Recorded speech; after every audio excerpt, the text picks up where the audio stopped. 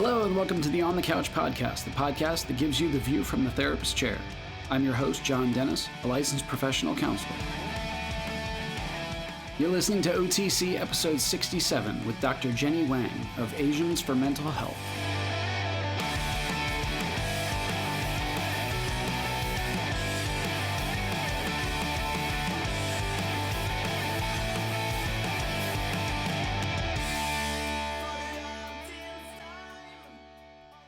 Welcome back, OTC listeners.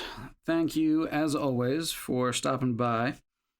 So tonight is it's one of those nights where my ridiculous procrastination actually kind of paid off, which is really bad because it reinforces the procrastination. That's something I struggle with all the time, especially in relation to this podcast. Sadly, for you all, I think, maybe mostly for me, I don't know. A lot of times, yeah, I love interviewing people and talking with them and getting to know them. I'm good with that. It's the kind of the post-production intros and outros and getting that stuff recorded and over to Casey for editing, who I constantly have to apologize for being such a slacker and handcuffing her short notice with audio clips. I'm sorry, Casey.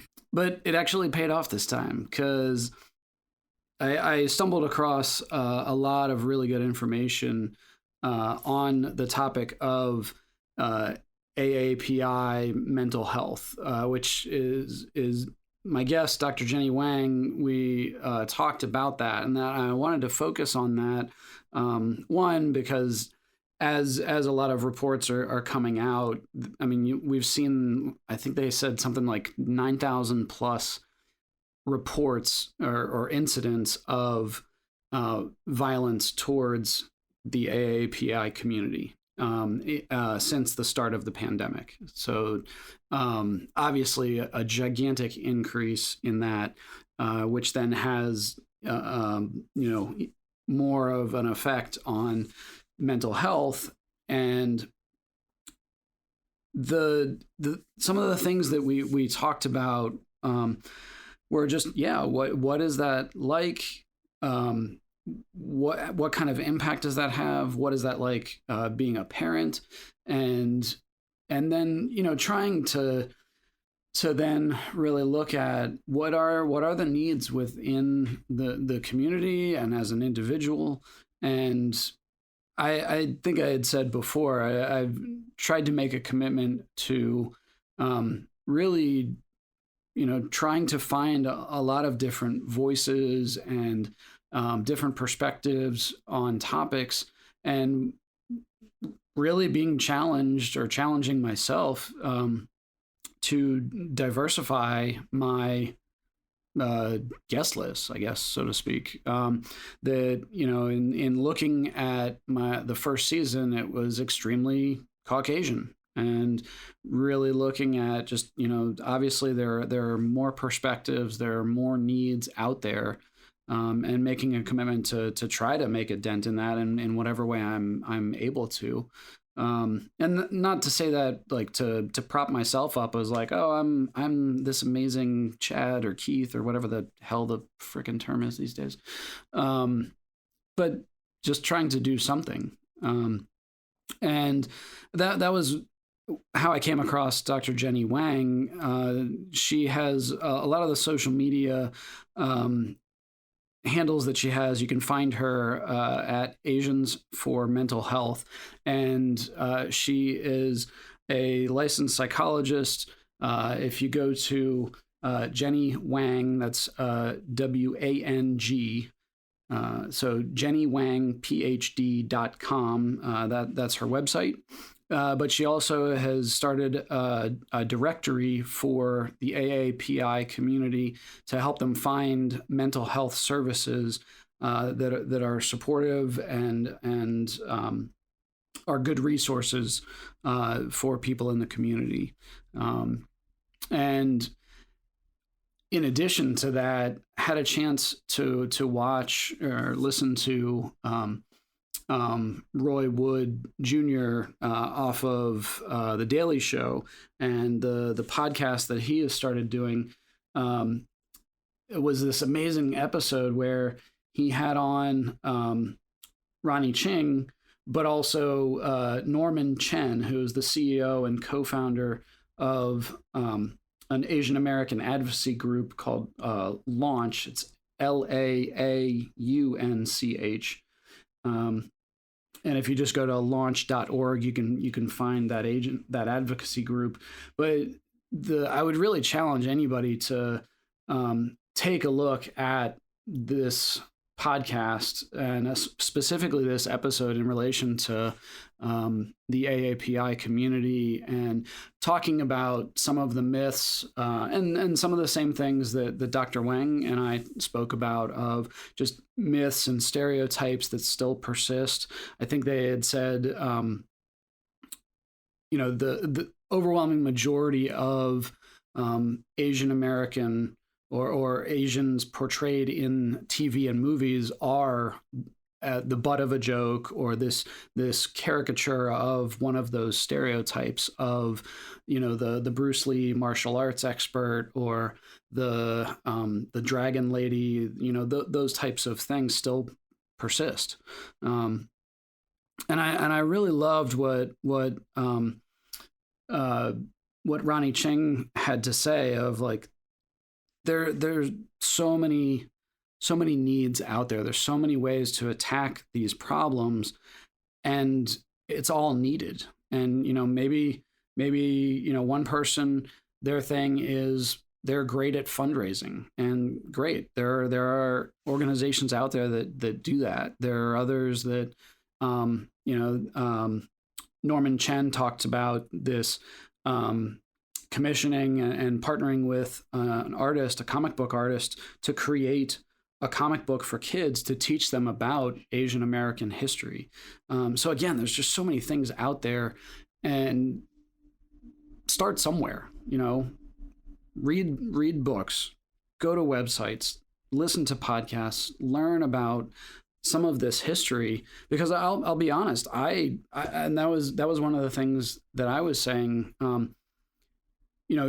I think a lot of us are able to rattle off the Derek Chauvins and the Trayvon Martins, and not that we shouldn't, know those names and those stories, but I could not tell you one person's name from the spa massacre involving Asian workers. I couldn't tell you one name, and just the disparity there, and the difference, and wanting to do something about that. And as a mental health professional, trying to educate myself so that I am able to support clients if that's their need. So as always, I hope you enjoy the episode. Definitely check out Dr. Jenny Wang. She's doing some amazing things in the mental health community. But enjoy.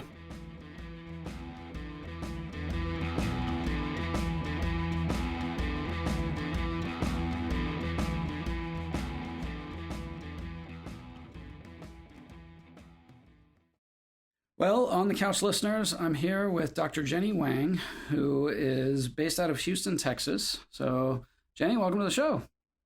Thank you so much for having me. It's such a pleasure to be here. Yeah, I'm glad we were able to put this together. Like we were saying off air, I know, yes, post-pandemic life, summer life. So I'm glad we were able to make it work. Yeah. Can you kind of just start off with, what do you do?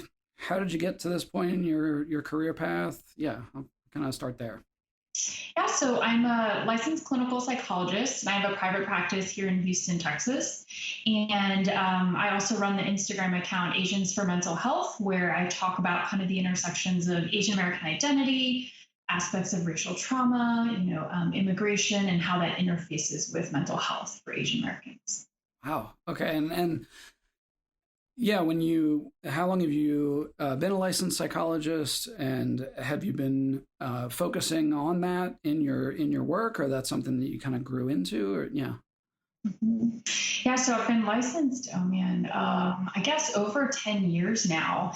And, when I initially started out, there wasn't so much a focus on working with the Asian American population. It was something I cared deeply about, but as you probably know, Asian Americans in terms of access to mental health care is still fairly limited and it's pretty stigmatized within our culture. And so, when I first got licensed, I was out in North Carolina, which there weren't as many Asian Americans as there are here in Texas. And so my practice started pretty broadly. I was doing testing, I was doing some therapy. And then I took some time off when I became a mother and really kind of just got to relish in that season of my life. And then reopened private practice or opened a private practice once we moved here to Houston. And I think that initially, I would not say that my focus was just on Asian Americans, but it was on women in particular. Having been through motherhood, having been through, the struggle of being a stay-at-home mom and re-entering into the workforce and all of the insecurities and fears that can bring up, it was just something where I thought, I would love to work with women in all different stages of life. And so, as kind of my practice started to evolve, I started noticing that more and more women of color were reaching out to me, and more Asian Americans were starting to reach out to me. And I think, sometimes there's a sense of resonance in finding a therapist who looks like you or understands your culture a little bit, where you don't have to explain as much, of your background. And so, slowly, my practice started to shift into more women of color, and now many more, Asian American clients. And it has been such a joy because I feel like for once in my career, I can marry my love of mental health and psychology with my identity as an Asian American. And I think for a long time, mental health always felt like a very Eurocentric or white space. And I think now coming into this place of my career, I can actually say, oh, I don't have to leave my Asianness at the door. That's actually part of the resonance and part of what matters in the work. Yeah. Yeah, you had mentioned you know, previously been very stigmatized. How did you see mental health as being stigmatized more so in the past, and what do you see that as like now? Mm-hmm. Well, I remember even growing up as a child, and when people would kind of talk around mental health within the Asian community, right? It was like, oh, this person has a family member who is struggling, or this person has a family member who they would use pretty pejorative terms like that person is crazy. And so there would be stories of people sending family members back to, I'm from Taiwan, sending family members back to Taiwan because they had mental illness and they didn't know how to navigate mental illness here.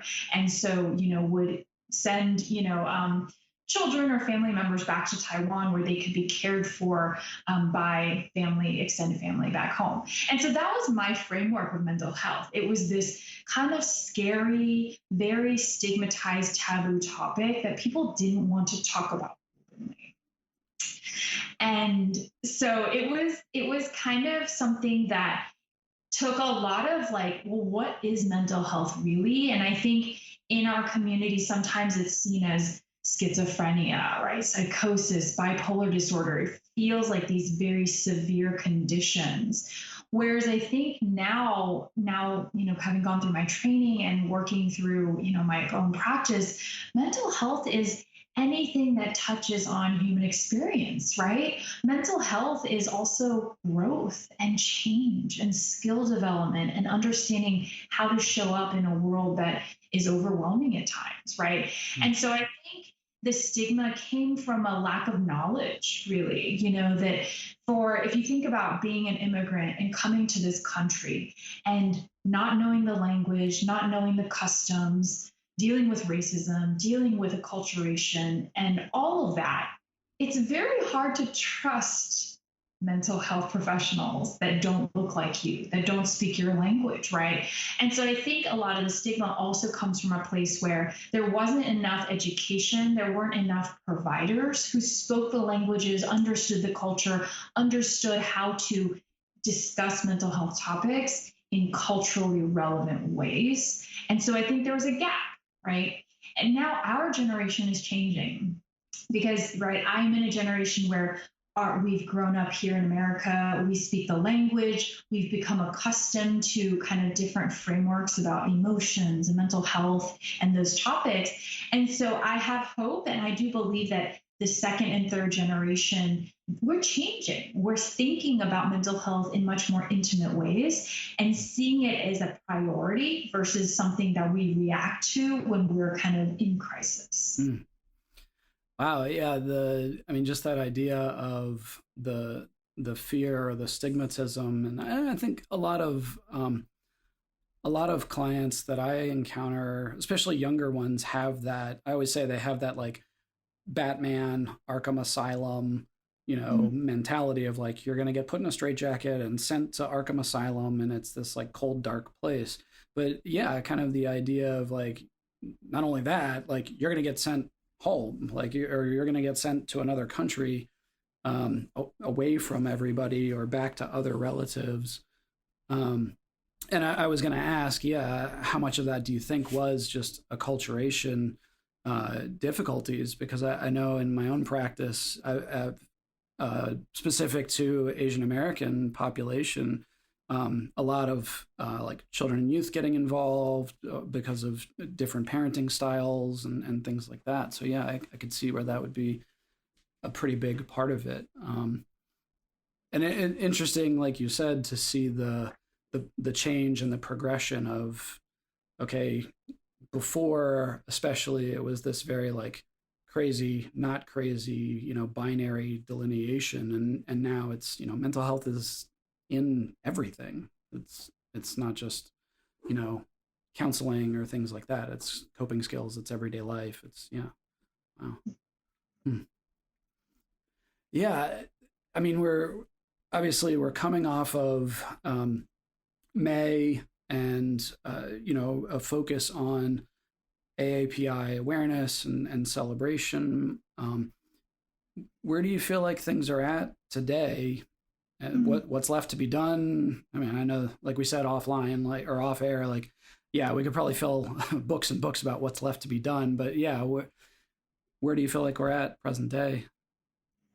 Ooh, that's a big question, especially when it's about a large community that is really so diverse, But I think that I would say that for some Asian Americans, it's been a really scary year. Right. I think that you watch video after video of people who look like you, people who look like your parents, children at schools being bullied because of their race. And it's hard to feel settled. It's hard to feel grounded, And I think that with, we keep saying this isn't new, right? Racism against Asians isn't new. But I think that there has been this kind of historical amnesia to the stories of racism of Asian Americans, right? I think a lot of us may think, oh, we just think of the model minority and how successful they are and all these things. And yet the lineage and the stories of,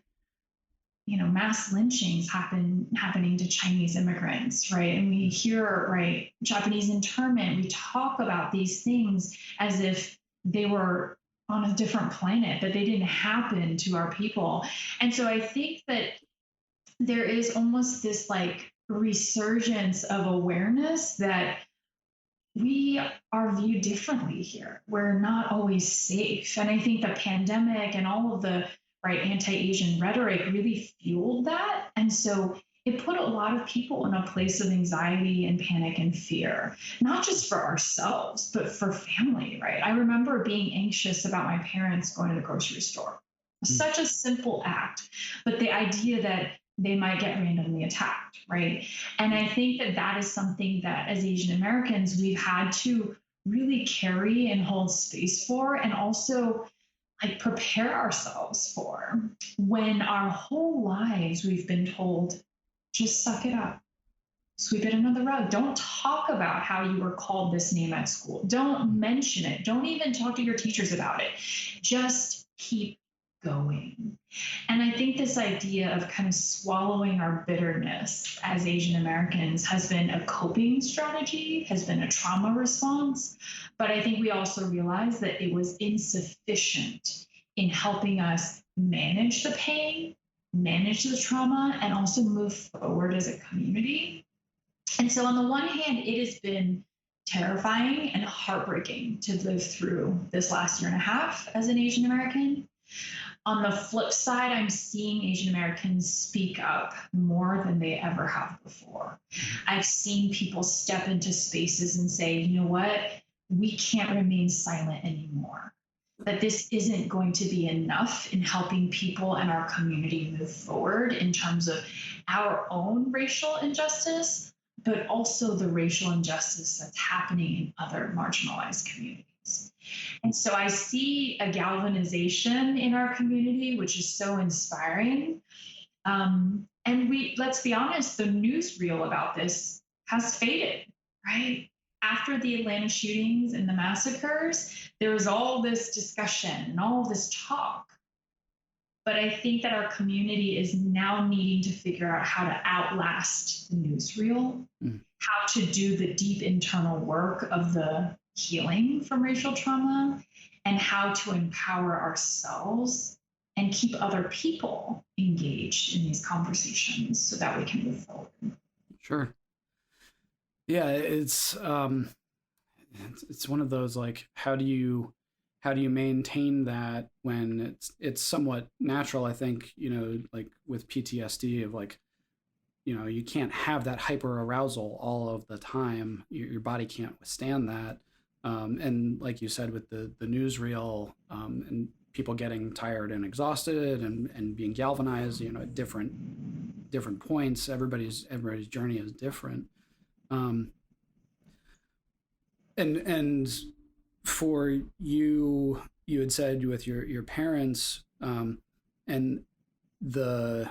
sometimes that cultural or sometimes the family, approach of, just swallow that, just suck it up. For you, how do you keep that energy going? And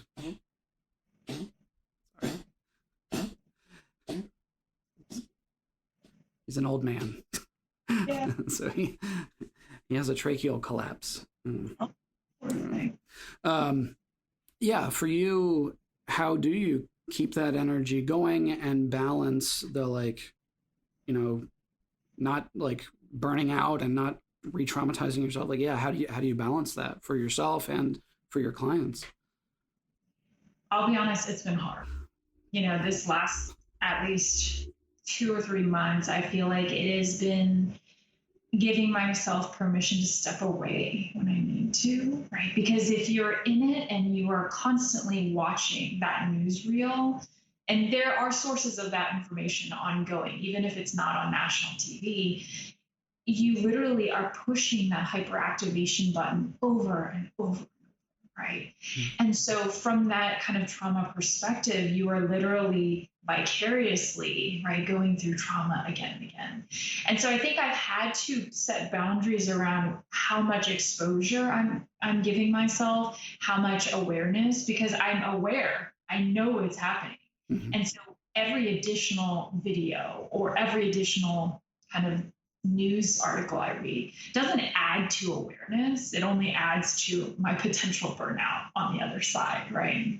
And so I think that one of the things that has been helpful for me is giving myself permission to feel, right? To really, instead of being distracted with productivity or just being distracted by doing and acting in crisis, which I'm really good at, right? Of like acting so I don't have to feel.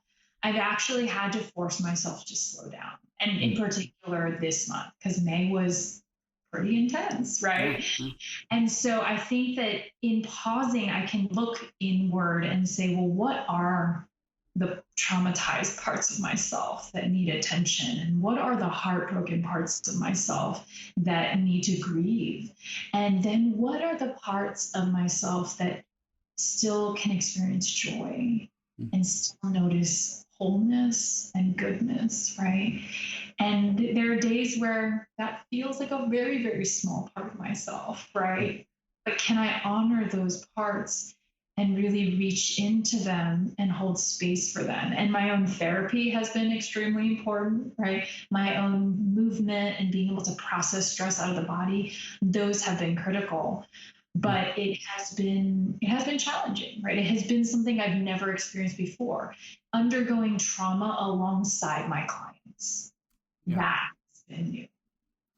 Well, and I imagine also difficult as a mom. I've checked out, some of the different Instagram conversations that you had with guests and talking about, when you drop your kid off at school or when you pick them up and, how did it go? Did anybody, did anyone say anything to you? I think you had mentioned, no, that's what it was. And I'm gonna botch the name. I know I'm gonna blank on it. There's an all girl punk band that has really caught on in the last like month, 2 months. I'm sure they've been around for a while, but this song kind of catching on of like this jerk kid in school that was like, my dad says I'm not able to hang out with you because you're Asian. And but yeah, that checking with your kids on like, how did today go? This again, that kind of ebb and flow of hypervigilance, yeah, has to be. And I imagine also finding it difficult to like walk your own journey and okay, well, my kids, where how much do I tell them? What do I tell them? How do I help them? Yeah. Yeah, I can't. It's one of those like it's just been such a tough journey. I would imagine for clients. As a white male therapist, it's that what are things you wish other therapists that maybe aren't a part of the AAPI community, what do you wish that they knew or anything you would pass on to help in making a dent or working with clients that are a part of that community? I would say that one of the first things that clinicians can do who are outside of the Asian American community is to learn the stories of Asian Americans in America, right? Because I think that when we can see the context within which people have been hurt, traumatized, right,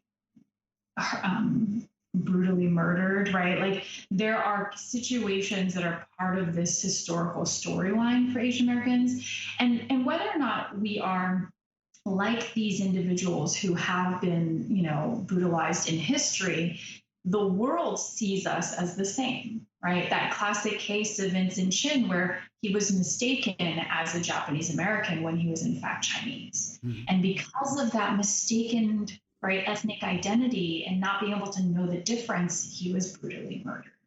And so I think that as clinicians, and this is what I try to do when I work with clinicians who have different backgrounds or when I work with clients with different backgrounds is to say, well, what am I not seeing of their story, right? What is their story of immigration? And what is their story that their parents carry, right? Because we know that intergenerational trauma impacts how the next generation sees the world, shows up, thinks about their place in it and how they cope and adapt, right? And so as clinicians, can we see that it's much more than just this one person sitting in the room? It's the history of this person, right, that's sitting in the room. It's the stories of their parents and the stories of their countries of origin and the stories of colonization and imperialism in their home countries that they're all bringing here. And I would also say that, as clinicians, we should be constantly kind of wondering and checking our biases, right? Those internal biases that affect all of us. The assumptions we make for somebody who looks a certain way or shows up a certain way. And can we hold a sense of curiosity and openness towards who they are and allow the client to inform the story, right? Because the thing is, we keep saying Asian Americans are not a monolith, but what does that mean exactly? Right? And that the stories are so expansive. Can we hold space for that expansiveness? And then finally, can we also hold space for the resiliency and the joy that exists within Asian culture, right? I think so much of the stories of immigrants or stories of Asian Americans has been so heartbreaking and so difficult, and that's what we're surrounded by. But can we also hold space for the parts of our culture that bring richness to our clients, the parts of our culture that we want to harness and we want to bring forward to other generations? So I would say that, right? The openness, checking our biases, educating ourselves, and holding space for joy and resiliency too. As you were talking, I was kind of picturing, a more massive and more in-depth genogram. I often do genograms when I do initial intakes with clients because I find you can get so much out of it. But yeah, starting to really dig into the story of the different generations and how that impacted each one. So yeah, thank you. I could see where that you can get a lot out of that. Um, are there pockets of awareness or support that you feel haven't maybe gotten as much of the news cycle and are more forgotten, that hey, don't forget about this also? Mm-hmm. Yeah, what are some of those areas? I think that there are parts of, identities within Asian culture that often are overlooked, right? Aren't spoken about. And I think those are areas of mixed race or biracial Asians. I think areas of transracial adoptees, right, and their unique experiences. I think the LGBTQ plus community within the Asian community and how that's kind of an intersectional part that often might not be discussed readily. I think partially because of different stigmas also within our culture about that. I also think domestic violence and child abuse within Asian American communities is something that often isn't even reported or discussed, right? In a lot of samples of data, right, you see like Black, white, Latinx, and other. Mm-hmm. And all Asian Americans are categorized in that other category, which there is just not enough, right, disaggregated data to understand. Mm-hmm. So those would be the areas that come to mind as ones in which I would love to see more, clinicians, more Asian American clinicians really stepping into those spaces and speaking about those nuances and speaking about it with granularity so that the individuals in those parts of our community can really start to move towards healing, to be recognized and acknowledged. Yeah, as you were saying that in the back of my mind, I mean, I obviously all of huge importance of like, yeah, those are all easy topics to, tackle. Let's just jump right in. But yeah, again, I think some of the stereotypes that are out there, I always say to my listeners, like my brain always works in like movie scenes, and growing up, a lot of people that know me from high school would say like I had this like obsession with Bruce Lee, and I remember in the biopic of his life, some of the racism that he experienced of like some guys trying to pick a fight with him because like, oh well, my old man died in Vietnam and that's your fault, and he's like, I'm not from Vietnam. Like, and they're like, whatever, it's the same, and just some of those stereotypes of, yeah, there are many different countries and cultures, that aren't represented that get lumped into other. Are there other stereotypes that you find still persist today? Mm. Or So, yes, how many? How much time do you have? so we've mentioned the model minority stereotype, right? Mhm. And then there's also the perpetual foreigner, right? Stereotype, this like vilified threat, other very so different that they could never assimilate, right? Mhm. That kind of idea. And I think for women, Asian American women, right, there's that fetishization and like tokenization of women in terms of objectifying them, especially with right the spa shootings in Mhm. Atlanta. You see that kind of narrative coming up again and again.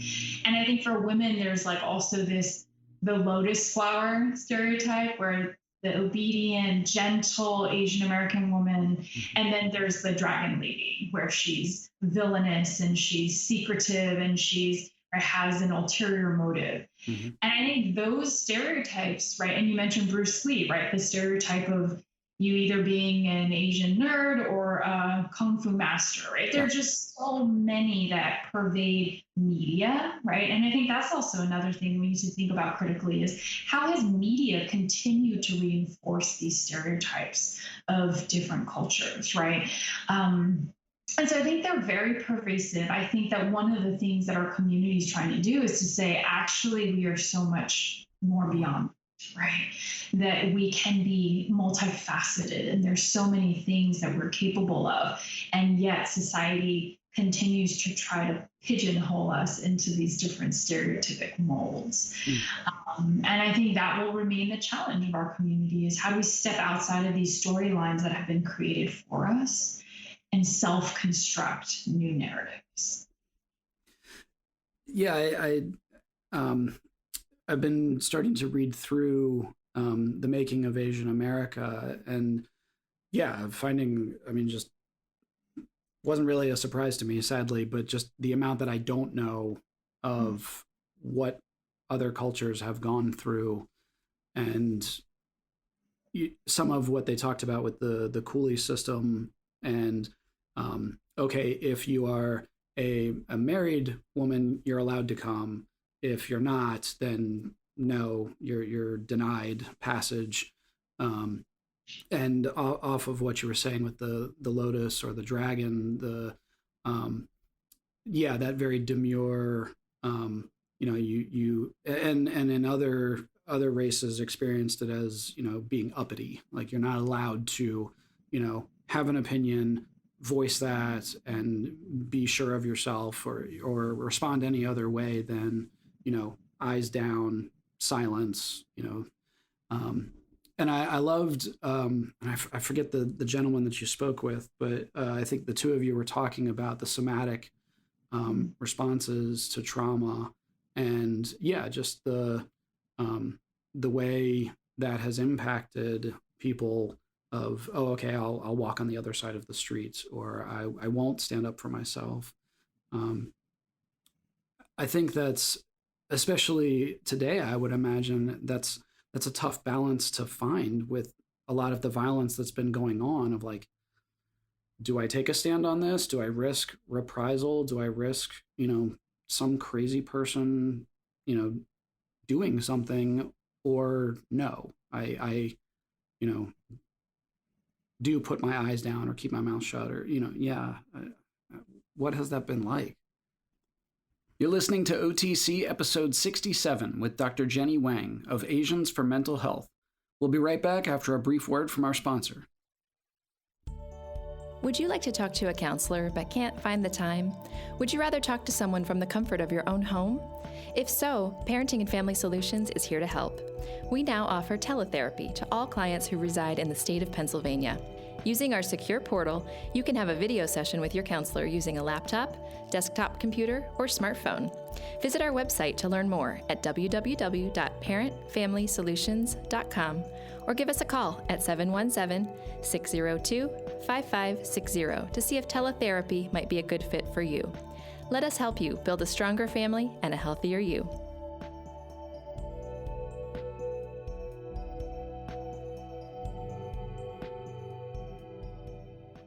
I think that's, especially today, I would imagine that's that's a tough balance to find with a lot of the violence that's been going on of like, do I take a stand on this? Do I risk reprisal? Do I risk, some crazy person, doing something, or no, I do put my eyes down or keep my mouth shut or, what has that been like? It is a very fine line. And I think sometimes you may not know until you're in it how you will react, right? I remember going to a grocery store probably a couple months ago, and I had my 2 young children with me, and I was walking up to the front door, and my kids were masked, but we're in Texas, so we've got all these wonky rules about masking, and some people were masked, some people were not. And I remember walking up with my kids, and this man just stared us down and would not break eye contact. And I thought to myself, do I maintain this direct eye contact so that I didn't portray a sense of like I'm ashamed or I should feel, like I didn't belong here? Like, should I take up space, or do I break eye contact because I'm scared that he might actually hurt me and my children, And sometimes it's as subtle as that, where it's a glare, it is a scoff, it is a look or a comment, and you think to yourself, is this worth, standing up to in the moment and calling out, or do I protect myself and my children? And so it's been very hard to navigate that space because you get these images that come to mind. And I think as people of color, taking up space has always been at times very costly, right? And that you get labeled as that angry person of color, right? Or that XYZ person who is unprofessional, right? And I think that that's something that we're constantly having to hold tension for, because we don't know the cost of standing up. Be it physical retaliation or professional or social, capital that we are, that it's costing us. So yeah, it's been quite difficult. Yeah, and again, just the focus on in social injustice and racial trauma of, like you said, just something as simple as living and taking up space. Like bad radio to use quotey fingers, but yeah, that idea of like, I matter just as much as you or anybody else on this planet, and I shouldn't have to justify that. It should be an automatic for anybody. I did want to ask about, you had mentioned transnational adoption as a topic, and I wanted to ask about that because I know that has been very popular. It has happened a lot, and how some of the what advice would you have for parents that aren't a part of the AAPI community, and what advice would you have for the child that's been adopted? Again, I know really small, easy questions. Yeah. Ready, go. Well, I will say that there are definitely, especially Asian American clinicians who are at the forefront of this work. And so, I will kind of say generally what I can about this, but I definitely think there are better, more informed individuals who could speak on this.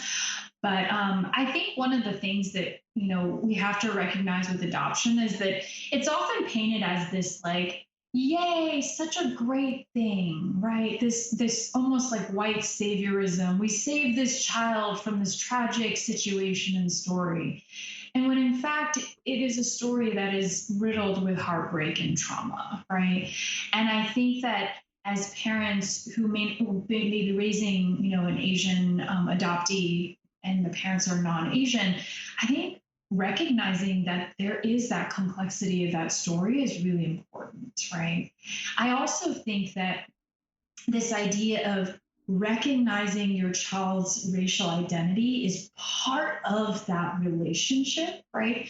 That if you are witnessing Asian Americans being attacked and your teenage daughter is Asian and you don't mention and check in and say, hey, how are you feeling about this, right? When this is happening in our country and people are attacking people who look like you, what are you feeling?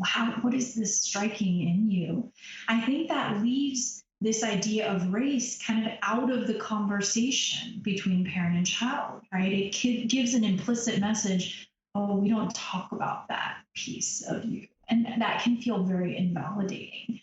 And so I think for parents, there are now, with the internet and so many resources available, to start to open up those doors, right? To invite your children into conversations and to hold space, which I think as parents is one of the most powerful things that we do, right? As therapists, we do that too. But can you convey to your children, I want to know the entirety of you? Not just the parts that make me feel comfortable or that are easy to hold space for, but the complex parts of, wanting to contact birth parents or to know about my history or my culture and to have complex feelings about my adoption experience, right? I think those are really powerful spaces that parents can create. I think for Asian transracial adoptees, I think that there's something about being able to honor that there are many facets of you and your adoption story and your home, culture is an important part of you, even if your adoptive parents are not sure or unaware of how to help you cultivate that. And that in the seeking and wanting to figure out that piece of your identity, it might actually bring more integration and wholeness into who you are. And so I would encourage, them to seek out therapy with individuals who are trained to work with, adoptees.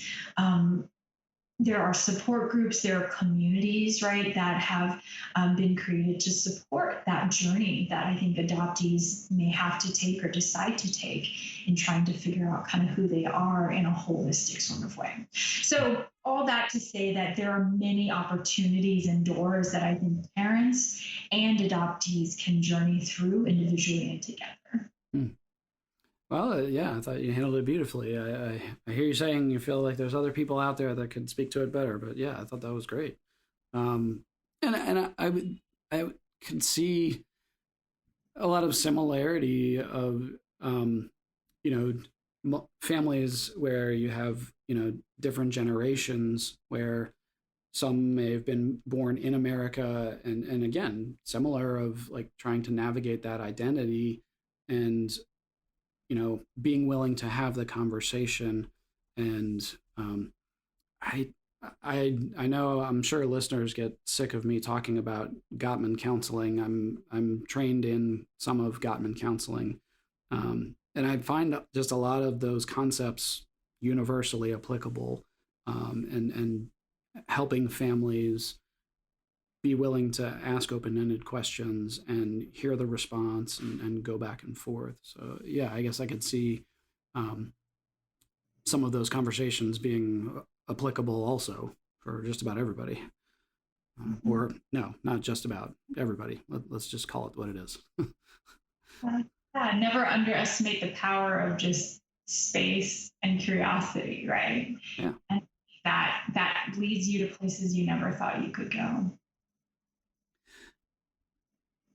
If you were in charge of mental health for I don't even want to say like all AAPI. I mean, I would like to just say just the country. But yeah, are there things you feel you would want to focus on if you had that platform, if you had that big a microphone?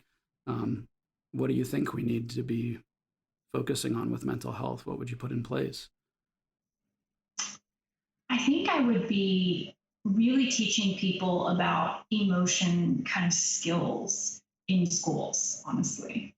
I think that we were talking about, right, how do you hold space? How do you ask open-ended questions? How do you sit with somebody in their tears and emotion and and just be there. I think those are such powerful human skills that would benefit people in general. I think being able to say emotions are not bad or good, that they are informative and necessary for life, right? And that there's no shame when we feel all range of emotions. I think that's powerful. And what does it look like to teach kids that message that you are allowed to cry and in fact you should cry, right? And that you can actually harness the information that's contained in your emotional life to transform and shift and live more authentically. I think that would be a wonderful way for people to start building those skills, right?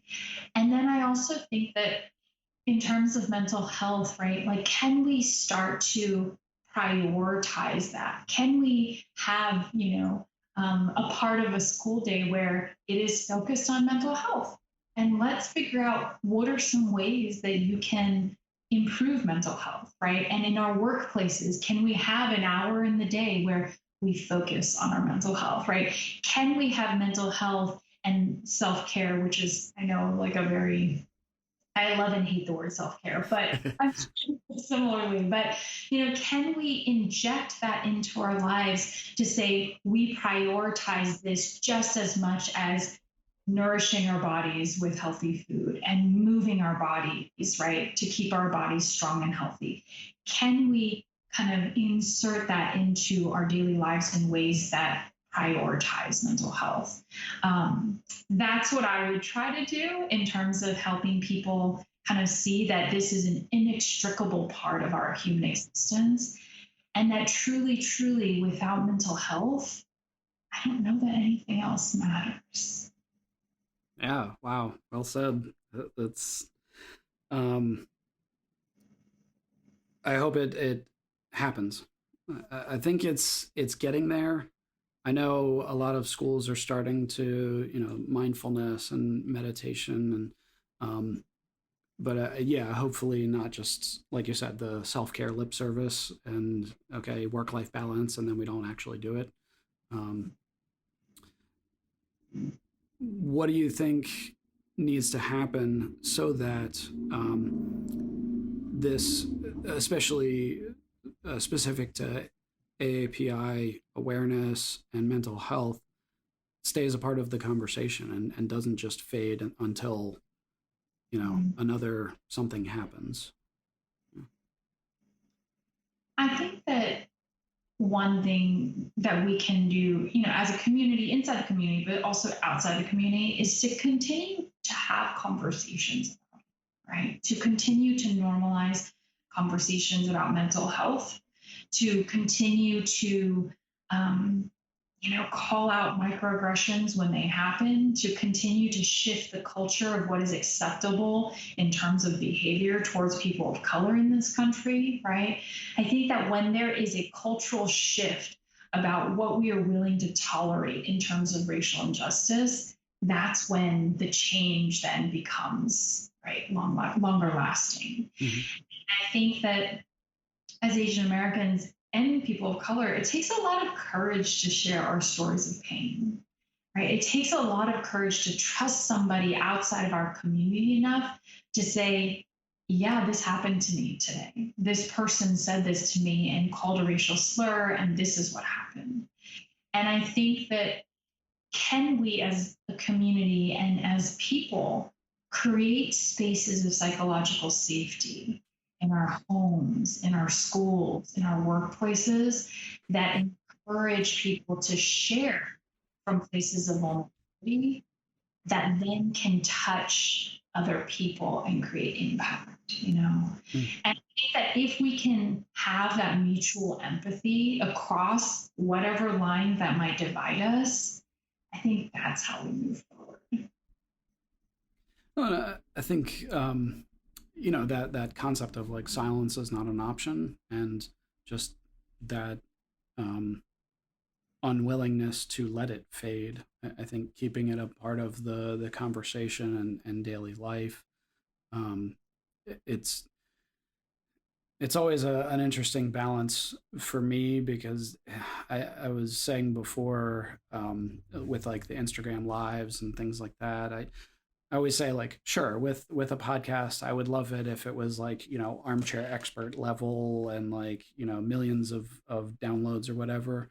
Um, and trying to balance that like, oh, okay, I don't want to just like hop on the train of like, okay, we're gonna focus on this because this just happened.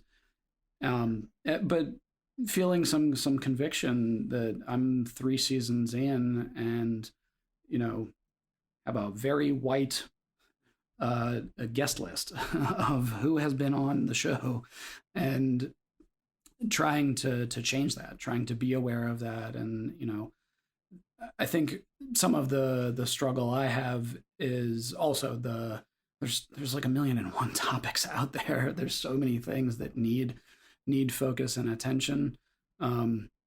So again, I think just trying to go back to, for me as a therapist and a practice owner and a podcast host, just an unwillingness to let it die down and keep it, going.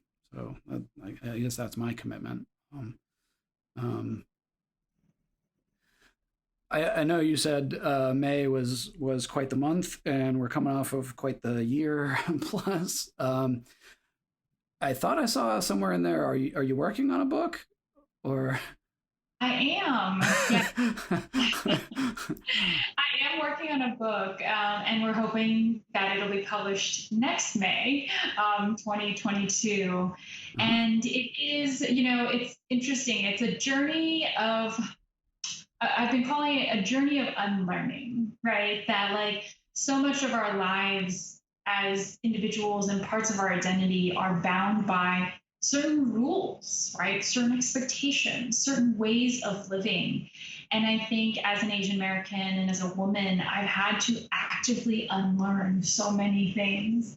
And so this is my book that really, it's written with the grounding thought that it is for my daughter, who one day will be an Asian American woman and who is trying to figure out how to take up space and how to live full-bodied in a world that may not view her as equal at times and as valuable and worthy. And how do we create that for ourselves? And so, yes, my book, hopefully, I'm in the thick of writing it. I'm in chapter 6 now, and I'm like trying to call all of the, all the feels and all of the understanding that I can to hopefully make it a powerful one. Wow. I was gonna say, you need your head examined. I mean, just like taking on all those things. I always say I need to find guests that are like couch potatoes that like have no ambition and make me look really great. And I hesitate to ask though, are beyond the book, are there other things that you have in the pipeline that you're allowed to share? Or and if you don't, obviously a book is plenty. Yeah, so I do, I still am doing speaking, corporately and nonprofits. And, I just launched the Asians for Mental Health Therapist Directory, and it is for self-identified Asians who are licensed in America. It's free to join, free to access as a client. It has lots of filters and different information. It has self-identified ethnic identity of the therapist. It has spoken languages, just different things to increase accessibility to mental for our community. And we do have a fundraiser. It's a GoFundMe that's live right now. And part of it is to fund the build out of the directory, which this team of graphic designers, content strategists, and developers donated their time to create this beautiful directory that you can find at asiansformentalhealth.com. And so to hopefully give them an honorarium for their time and really act of love and service to our community for building out this website. And then everything exceeding the honorarium amount will go towards a scholarship fund for Asian American Pacific Islander mental health trainees. Wow. So the hope is just to be able to offer a few grants for students who are in the midst of their training. And I remember being a poor, grad student trying to just make it work each month. And our hope is that we can kind of give some of these students a little bit of a boost and a gift. Ah, yes. Wow. Yeah, that's so awesome that you're doing that. And the social media handles, more the Asian mental health awareness, or sorry. Yes, so it's Asians for Mental Health is the Instagram handle, and that's where you can find the link for the GoFundMe if you feel moved to donate. And otherwise, you can go to asiansformentalhealth.com, which has the directory for Asian therapists. Okay. And then your own practice is the Jenny Wang PhD.com, right? Yeah. Awesome. Wow. Yeah. Again, when you were talking about the book for your daughter, I keep thinking of I don't know why it's sticking with me, but the idea of like, not just, taking up space, but like taking her rightful place. Like I was saying, I mean, that like we all belong.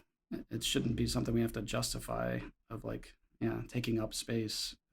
It's just taking her place. Yeah. I guess that's what I kept thinking. Yeah. It's a beautiful image. Well, Jenny, thank you so much for being on and being willing to share of your time generously, especially like we said, after the month you had in May. I wish you well. I would love to have you back on to do a deep dive on some of these other topics, and possibly, panel discussions and things like that. So I'll definitely stay in touch with you. So thanks for being on. Thank you so much for having me. It was such a pleasure to chat, and thank you for using your platform to amplify voices that are, often marginalized at times. So thank you for that. Yeah, sure. Take care. Have a good summer. Likewise. Have a good one. There you go, TC listeners. Another episode done. So thank you for joining me for the episode. Again, if you want to check out Dr. Jenny Wang, if you go to jennywangphd.com, Wang is W-A-N-G. You can find her on social media with Asians for Mental Health, or check out the AAPI mental health directory with the Asians for Mental Health. And like I mentioned earlier in the intro, check out Roy Wood and his podcast. He's doing some amazing things, but especially the episode with Ronnie Cheng and Norman Chen. Really great stuff. So next episode will be OTC episode 68, where I got to sit down with Linda Fisher, who is a hospital chaplain, and just talk with her about her experience during the pandemic and just the first wave of that. So take care, and I'll catch y'all next episode.